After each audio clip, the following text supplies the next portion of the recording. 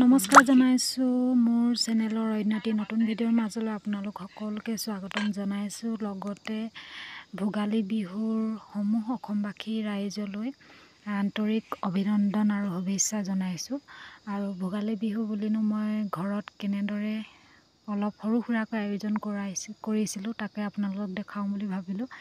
এয়া পিছে মই বনোৱা নহয়, হাজবেণ্ডে বনোৱা, আৰু পিঠা পনাও তেনেকৈ এইবাৰ বনোৱা হোৱা নাই, যিহেতু মোৰ অলপ বিহু পিছতীয়াকৈ হ'ব অলপ অসুবিধাৰ কাৰণে।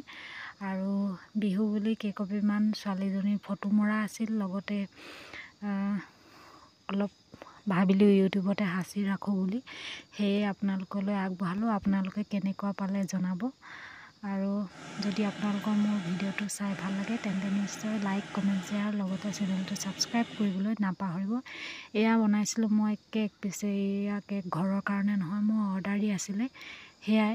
তো ব'লকচোন ভিডিঅ'টো কেনেকুৱা লাগে চাওঁ। এই কেকটোৰ ডিজাইন চাগে আপোনালোকে আগৰ ভিডিঅ'টোত দেখিছেই।